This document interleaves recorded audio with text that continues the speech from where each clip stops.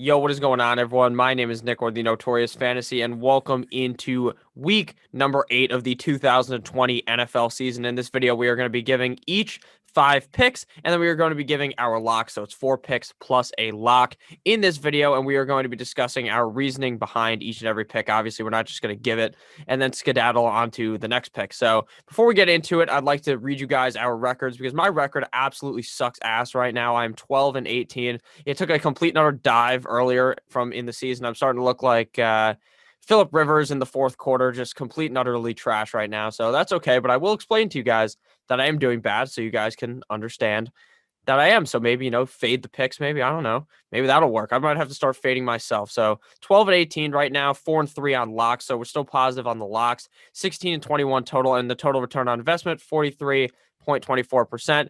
And me and Lucas are combined 41-33, and our ROI combined is 55.41. Lucas is 20-10, like the year. What a year that was. 5-2, 25-12 for Lucas, and a 67.57 ROI. So do you have anything to say, Lucas, before we get into these picks today?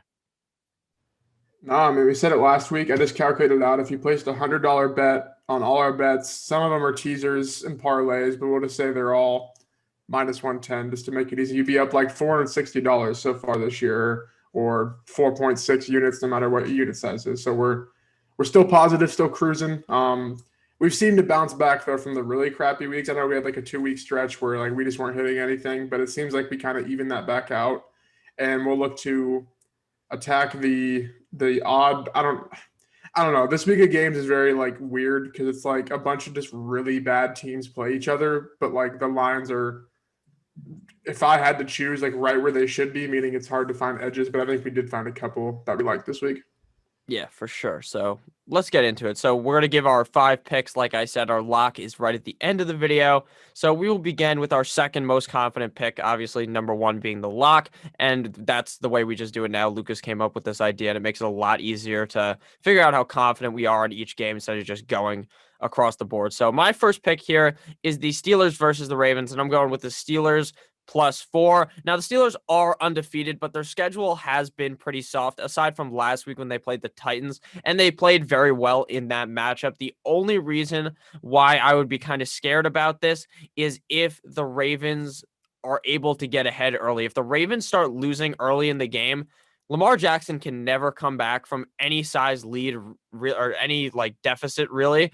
And I don't think that the Steelers will really be able to, or I don't think that the Ravens are really going to get ahead by so much to where Lamar Jackson won't start choking later in the game. Lamar Jackson hasn't looked that good this year. They're without Mark Ingram this week, most likely.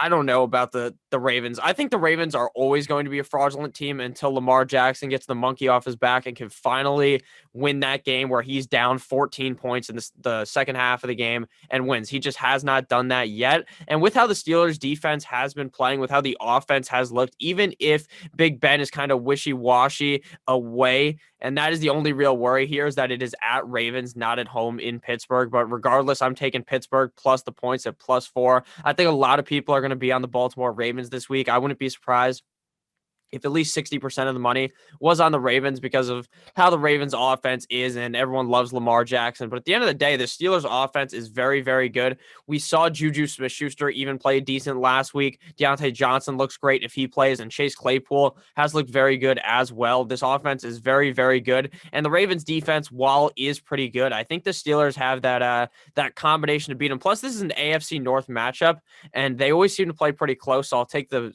Pittsburgh Steelers plus the points. I think that if it was under 3, I wouldn't take it, but +4 seems pretty good to me. So what do you think about the Steelers versus the Ravens? Yeah, I mean, I think like that's the side you'd want to be on. I think you broke it down good. Where the Ravens, we saw the Chiefs game where I was all over the Chiefs, lots and lots of money because for some reason they were underdogs, whatever. That the Ravens just aren't built to come from behind, and until they figure out this passing game that to me I think is just non-existent in the offense they want to run, which is okay, but then like clearly saw that they're not the best team in the league, so they got to figure out something there. I think it's a better team than the Steelers, especially if middle linebacker Devin Bush is not playing, and I think TJ Watt kind of like last week in the Titans game. I think something that people don't realize is the Titans weren't blocking TJ Watt on the backside, and that's why Derrick Henry didn't have a good game. Because normally you don't I mean, just like football terms, you don't block the back end edge rusher when you're running to say to the right. You just let him come because most edge rushers can't beat the running back to the line of scrimmage, but TJ Watt is that athletic. So I think we'll see a lot of read options in this game, meaning they're going to isolate TJ Watt and make him choose between Lamar and any of the 4 running backs they use. So if they can utilize the time of possession here and really just like, I don't even want to say like run the ball, but just like let their offense flow, I think they will win the game. But this was at like 6.5, I think, on Monday, which is crazy to me. But I think the Steelers, I mean, they just have so many weapons. They have so many different ways they can beat you on offense and on defense, frankly. But I think, yeah, if you're going to bet it, I think you take the Steelers over a field goal. And even this could be a teaser side too. You can get them at 10, which is kind of crazy to think. You can get the Steelers at plus 10 against the Ravens. Yeah, definitely. That is a good move as well. I just think the Steelers, I feel like they could win this game outright. Now, I won't take them outright, but I wouldn't be surprised if they laid the smackdown on the Ravens. So who's your first pick here for today? Yep, my first one here is the Browns, sadly, at -2.5 on the Raiders. This is, I don't know what the name of the theory is, but I was talking about this with someone else. But it's like the theory that when you lose your, in quotation marks, best player, your team gets better. And that is, well, like in quotation marks, Odell Beckham Jr. for the Browns. And we saw last week where, I mean, okay, I guess I think a good example of this is the Panthers. They're a better team without McCaffrey, as much as people want to argue, because they're not force feeding him check downs. They're not like, okay, we have to get you the ball 25 times, where the Browns are like, we don't have to throw the ball downfield to someone who can't do it or hasn't done it for 3 years, right? Now we saw last week when Odell did go out that they actually used Harrison Bryant. They used these 2 tight end sets. They used running backs a lot more play action, what Baker is good at. And I think they're going to have to really just do that again this week. I don't know if Hooper's going to play. I can't imagine he would. But even if you had Njoku, Harrison Bryant, and Landry, I think this Raiders defense is so bad. Clearly, we saw last week.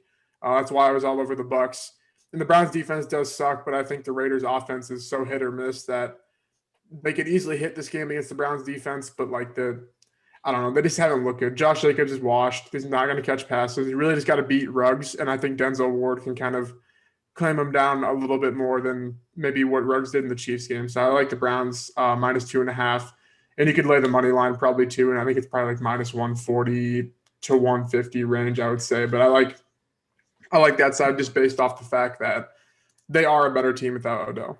Yeah, the Browns are -141, so you're pretty spot on there. I like the Browns as well in this matchup. I don't know about the Raiders. I mean, Derek Carr has looked very good this season. And if we're talking fantasy football, yeah, this is a pretty solid game to target Carr in. But in real life, I'm not too sure Derek Carr would be able to win this game. The Browns defense has looked very good. Myles Garrett might be all up in Derek Carr's grill in this one. So I'm not too sure about betting. I definitely wouldn't bet the Raiders in this one. So I like Cleveland -2.5. They just look very good. Like you said, they were Baker Mayfield was 0-5, I believe, like not in the fucking his record, but he was 0-5 passing and 1 INT. And then Odell went down, and then the guy slung like fucking 5 passing touchdowns, which made absolutely no sense. Like you said, that theory makes no sense, but it is what it is. And then this game, they're not getting Chubb back, but they will have Chubb back soon. So I expect the Browns to look even better as the weeks go on. So I think that the Cleveland Browns here are getting kind of cheated here, only being -2.5 due to the fact that they lost Odell Beckham Jr., even though they look better without him. So I'm going to pivot this into my game, which is in the same game, Raiders versus Browns. I'm going over 51.5. You forgot before to mention the greatest wide receiver to ever play in the NFL, Nelson Aguilar, is also in this game for the Raiders, who's actually looked very good thus far this season, which is probably the biggest shock I've ever seen in my life. The fact that that guy can actually catch the ball now in Las Vegas, and he was never able to catch it in Philadelphia. With that said, I think that the Browns will let up some points, some deep plays or some bullshit to like Ruggs or something, where the Raiders just claw enough into this one to get the over to 51.5. I understand that's kind of a big number this week. There's a lot of low numbers this week in the NFL on the over-under total. And I think that's because I don't even know why, to be honest with you. It's because some of these games just stink straight up, or they're just in-division matchups where you have no idea who's really going to win.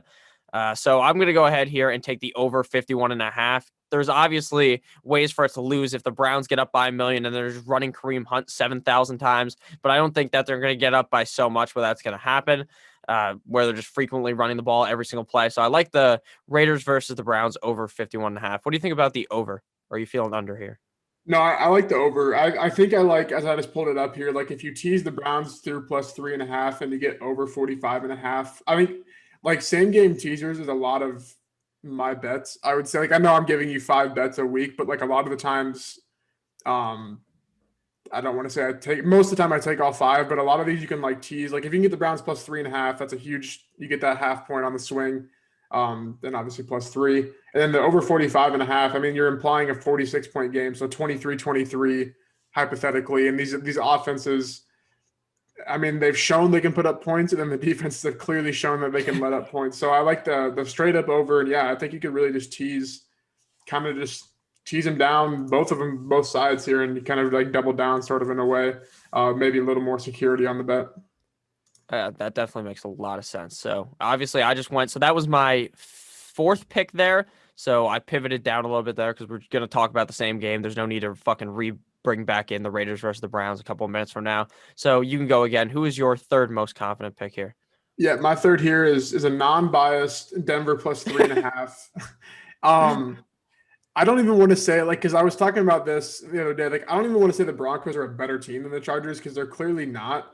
Yeah. But you're gonna have Herbert go his first game in altitude, first game in probably snow or the cold, and the Broncos just like they just dominate the Chargers every time they come to Denver. And it's like I don't even know if it's because they're a better team over the last 3-4 years. I strictly think it's just due to the altitude and the weather. Now you got a rookie quarterback who, yeah, he's looked good, but he's looked good against terrible defenses. Like, I mean, if we can say the Chiefs defense is good, it's not. Like he's just looked bad against he's looked good against really bad defenses. I think he's still good. But the Broncos defenses look good. They held the Chiefs to like 200 passing yards. I know, granted, that they let up like 3 turnovers that led to points and a kickoff return, but still, like they played good. I think if you can hold them the 3.5 here, like if I had to like pick a line, I would say like +2 maybe, because that's implying that with the 2.5 point home field, like I know that they don't have fans, but they clearly have the best home field advantage with the altitude and with the weather in October, or I guess it might be November when they play this game. But Yeah. you're implying that they're 6 points worse than the Chargers, where I don't even know their records, but I still don't think that. I think you get Drew Lock back at home where he's used to playing. I mean, this team's not healthy to save their life, but I just think that 3.5 is. I don't know. I think it should be under 3, so I'm just going to take the hook here on the 3.5 because these games usually come down to sort of a field goal range or the Broncos just somehow dominate time possession in this game. Yeah, there's also a Melvin Gordon revenge game up against the Sure. Chargers. So you already know he's going to be pissed off in this one. So I don't know, to be honest with you. I think your explanation makes a lot of sense. It's cold. It's the fucking weird altitude in Denver, which could screw Herbert over. Herbert's used to playing in Oregon. I think it's pretty hot over there. I think it's pretty hot in LA as well. So I would assume that he's not very used to playing in the cold. And I think that Drew Lock he's such a confusing player to assess at this point in his career. He's only played like 7 total games. And obviously last week didn't look good against the Chiefs, but you can't expect him to. So this is a completely different matchup here up against the Chargers. And I don't know. I would just go ahead and probably not take either side in this one, but I know you feel confident in the Broncos. So I'll go ahead and not change my opinion and go with the Chargers. So I'll go Denver plus 3.5. I'll agree with you there.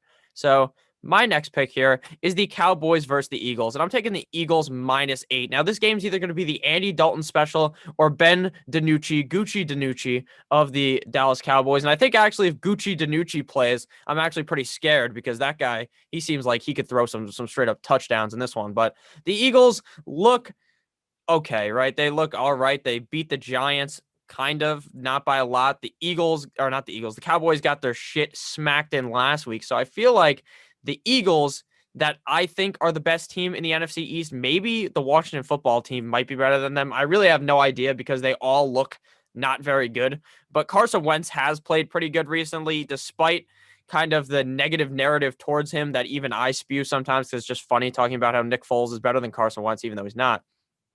The Eagles -8 here will be the pick. The Cowboys defense sucks so much ass. If Miles Sanders plays in this one, which I'm not sure if he will, he's going to gash them. Even Boston Scott will gash them. So it doesn't really matter at all who the running back is. But obviously you'd prefer Miles Sanders because he's just the upper echelon of talent. But Eagles -8 just seems very convincing to me. I would understand if the Cowboys were to have stuck up for Andy Dalton last week after they fucking let him get rocked and they didn't even stand up for him. The Washington football team danced all over his dead body and they didn't even do anything about it. So Eagles -8 here. I was going to make this my lock, but since it's an in-division game, even though all these fucking games are in-division games, it feels like I just feel a little more confident here in not making them my lock. Eagles -8. I don't see any way this loses, to be completely honest with you, unless fat Mike McCarthy actually figures out how to coach a game and Zeke does good, which I don't think he will because the offensive line is so bad.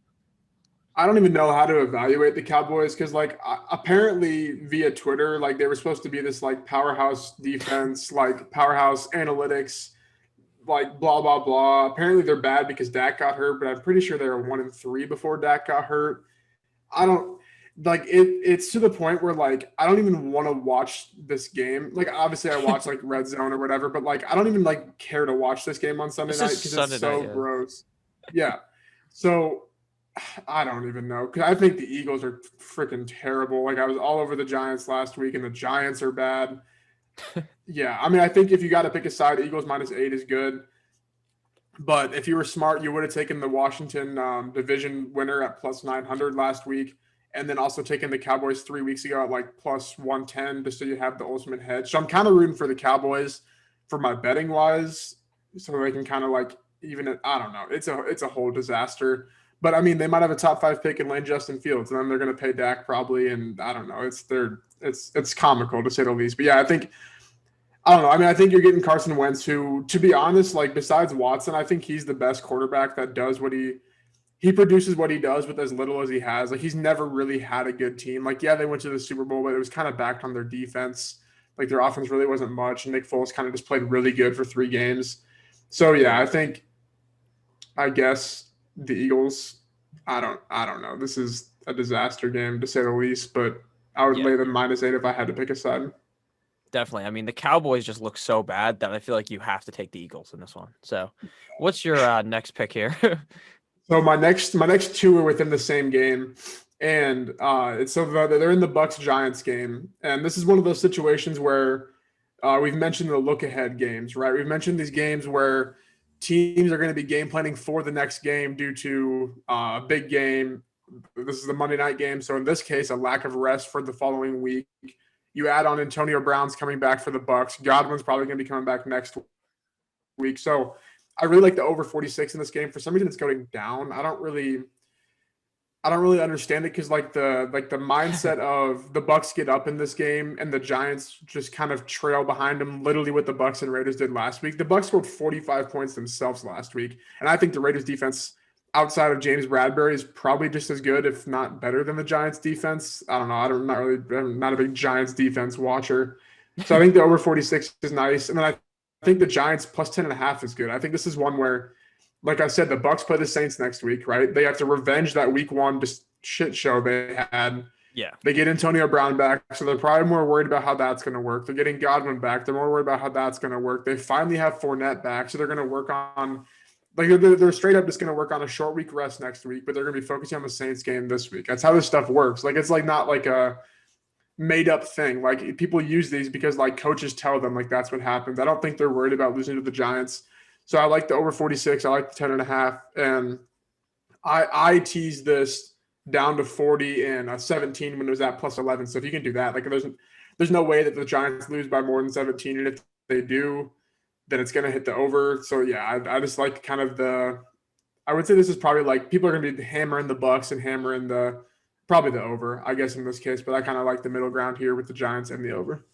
All right. Well, I don't know. I don't think I can bet on the Giants. That's my only issue. I do agree with you. This is definitely a look ahead game though for the Bucks. They will easily be able to walk in here, even if Tom Brady isn't paying attention at all, and put on some fucking blind sunglasses and did a Stevie Wonder impression. He'd still probably throw for 4 touchdowns against the Giants. So that's really the only issue, is that the Giants are just so bad. And then the thing is, will Daniel Jones actually play good enough to be able to cover +10.5? Probably, right? Because he looked pretty good against the Eagles, besides when he fell, because he was running 21.5 miles an hour. I don't even know how that's possible, to be honest with you. I don't know where these metrics come from. Like, are they actually shooting a radar at Daniel Jones? Like, how are they figuring out? Because there's no way he was running 21.5 miles an hour, right? Like I there's just think no way. my guess is that they take the distance of the run and the time it took to make that run, which like I don't know. I don't know because I don't think they have like a fucking radar gun. But like taking the time ran, like if he like zigzags, like that adds time, and he's not running. I don't know. It's whatever. He's Yeah, not I don't faster know. than Tyreek Hill. I saw like a graphic where it was like Yeah. comparing the two. Like I know he's not faster than Tyreek, so I'm not really for sure. Yeah, it's like when a guy hits a fucking home run and they're like, "Yeah, that one was coming at 127 miles an hour." It's like, how do you know that? How did you figure that out? It looks like they just put a random number on the screen. It's like, Yeah. wow. And it's like when they kick a field goal too. It's like, wow, Justin Tucker could have made that from 67. How do you know Yeah. that? How do you know that? It's making no fucking Look at sense. them. Okay, but with that said, we'll go back into the games. I agree with Lucas. I'll go, but actually, I would never take the Giants plus 10.5. But I do agree with the over. But I'm not going to hate on Lucas because he's picking better than me. So Titans versus the Bengals is my final pick before we get to the locks. I'm taking the Cincinnati Bengals at plus 5.5. Now, the only game Joe Burrow has not clawed his way back into is up against the Baltimore Ravens. That's because the Baltimore Ravens were built different, and that was week number 2, the second ever game for Joe Burrow. So obviously he's going to struggle up against a defense that's that good. The Titans defense, not amazing. We saw them lose last week to the Steelers. Now, obviously, the Bengals aren't the fucking Steelers. So that's not even that worrisome to me because Joe Burrow has looked very good. AJ Green looks pretty good, which is very surprising to me. He's actually played pretty good the last 2 games. And that wide receiver core over there is nasty. T. Higgins, Tyler Boyd, and AJ Green. And I just think that the Titans are not going to be able to. I think they're going to win the game, but I don't think this is like a complete and utter shellacking of the Bengals. And I think the Bengals always claw their way in right at the end to make it so that like the other team just can't cover, to where I feel like the Titans will be up by like 7, and then they just walk down the field. The Bengals just walk down the field, kick a field goal, and then you win this bet. So what do you think about the Bengals versus the Titans? And do you think the Bengals can cover plus 5.5?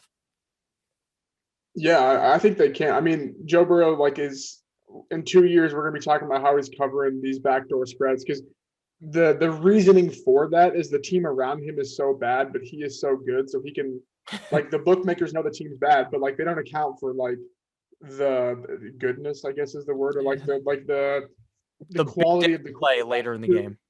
Yeah, it's like to a certain point, like it doesn't matter how good your quarterback if your team sucks. Like that's why I was completely off. Like people were saying the Bengals are going to go like 8-8, and like no, like it's just a bad team. Like, Deshaun Watson, way back. I would say like Joe Burrow, but like times 2. They're 1-4, but they're Yeah. covering the spread in these games because they just get these backdoor covers at the end of the game. Yeah, I mean, I think the Bengals is the side. I can't let the Titans like average win margin besides the one overtime game because obviously the Texans like don't get a chance to score. Is like before that was like 3, I think. So like I don't know. I think the Titans defense is it's like above average, but I think Joe Burrow's shown that he can kind of shred these above average defenses. So I like the Bengals here. I like the over, but it's been shooting up. So I did tease when the Bengals were at 6, and I think the over was at 54. I teased them both down. But yeah, I still think this should be a high scoring game where the Bengals should be able to keep up. And honestly, if the Bengals can somehow get out to a lead, like that's the best case scenario because then they're not going to be able to feed Henry against the worst run defense in the league. They're going to have to throw it to AJ Brown, which they're more than capable of. But I think Oh, yeah. if the Bengals can get up 7-10 nothing, that'd be very solid. Very solid for them, I think. Yeah, for sure. So now we're going to get into the lock section of the video. So if you guys have made it this far in the video, please make sure you guys hit that subscribe button. So we'll go with Lucas first. Lucas, who's your lock of the week, your lock pick here? Yep, I'm going back to the Broncos Chargers game over 44.5. I know there's snow, I know there's altitude, but the Broncos game, the total was 45 last week, and there was snow, and it was probably the worst Broncos offensive performance I've seen in my life, and I've been alive for 20 years, and the over still hit. It barely hit, but I don't know.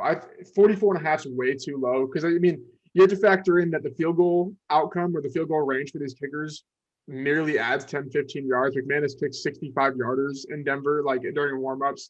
Bagley's a good kicker, so you're adding in that factor. Even if the snow doesn't affect Herbert that much, that only helps this bet. I think the Broncos are more than capable of putting up 20-ish in this game. So I like the over 44.5 here. But I could see where this game goes 2016 or 2017, whatever. So I'm not really too worried about not seeing both sides of it, but I do like the over in this game. Yeah, I can agree with that. This is the game that I've dubbed as the cock fight, Horsecock Herbert versus Horsecock Drew Lock. So I like both these quarterbacks, and I think this one will be 44 does seem very low, 44 and a half, like you said. I just feel like if Melvin Gordon does get going in this one, he's going to score at least 2 touchdowns, right? He's going to be so mad. And they're going to try to run him. They're going to give him the ball. I feel like the coach over there in the Broncos is going to want to give him the rock, feed him the rock up against his former team. So I like the over 44 and a half. I agree with you. I don't really see a way this goes under unless it's just a torrential snowing, but I don't think it will be. Like last week, they dubbed it as a snow game, and it wasn't even really snowing the whole It fucking doesn't time. really like unless it's like physically snowing during the game. Like there's no such thing as a snow game or a rain game because the fields are dry, the balls are dry. So like that's very like overshot, I think, in analysis. Yeah, for sure. So my lock of the week this week is the Seattle Seahawks versus the 49ers. And I understand the Seattle Seahawks lost last week, but that was really I don't know what Russ was doing, to be honest with you, towards the end of the game. He wasn't looking as good as he usually does. But again, he still threw 3 touchdowns, looked good overall as you combine the whole game. So Seattle minus 2.5 is going to be my pick here. The 49ers are on an absolute heater. They looked awful a couple weeks ago up against the Dolphins. And then after that, they've looked very, very good. They lose Raheem Mostert. They lost Jeff Wilson last week. They're on like their third, fourth, fifth string running back. They might start JaMychal Hasty out there. So I really don't have ultra confidence in the Niners because the way the Niners win is by running the ball. Now, I understand Tevin Coleman might be able to run a train on the Seattle defense because the Seattle defense last week got carved by Chase Edmonds in the 2 quarters that he played, which is the fourth quarter and the overtime. So I think that the Seattle Seahawks defense, not very good. The 49ers defense is all right. But I just feel like Russell Wilson, I will not be able to fade away from Russell Wilson. I feel like he's been so good thus far this season. And at minus 2.5, I feel like that's pretty much like betting money line. And obviously, unless like something crazy happens and they don't win by 7. But I feel like this game is going to be a 7-point game either way. I don't think this one gets to a 3-point game. And I think Seattle will be able to overcome the 49ers and smack them up in their own stadium. And I think that Russell Wilson is going to have another great game. He literally has looked good thus far this whole season. I don't think Jimmy Garoppolo is going to be able to follow up and match him unless the running is obviously so good from JaMychal Hasty or whoever the fuck they roll out there to be the starting running back this week. So what do you think about Seattle versus the Niners? Yeah, I mean, I think Seattle's mistakes can easily be fixed by the best quarterback in the league. I mean, they were his mistakes. I think they can be fixed. You take away a red zone INT there, the last INT there, and I think kind of like why I was on the Niners the last 2 weeks pretty heavy is because their offense runs through this 10-yard box within the line of scrimmage in the field because they just attack the middle of the fields, which is great. Like Seattle's middle of the field, like their defense sucks. Yeah. But I think the Cardinals could have the reason the Cardinals were able to keep up like big time was because they don't attack the middle, they attack the outsides of the fields, which leads to bigger plays. The Niners don't do that. Yeah, they can break bigger plays, blah, blah, but like they're not like they're time of possession killers. And if they're gonna control the clock in this game, I'm gonna take the side of the more efficient team, the team that scores more points, which would be Seattle in this case. Whereas if you're controlling the time of possession on the Patriots, like they did last week, like a Patriots aren't a team that's gonna come out and attack and throw down. They're going to try to throw downfield to Demir Bird, but it ain't going to work. So yeah, I think I'm surprised this is under 2.5. I figured that like most people would see the 3 and smash it on the Seattle side, meaning that it would go to like 3.5, 4. But I think yeah, if it's under 3 or even if it's 3, I would just say take that because we usually see these games be high scoring, kind of back and forth, kind of like last second, you know who wins. Kind of basically what happened last week. We don't know what's going to happen until the very end, but I like especially 2.5 is very, very solid there for Seattle.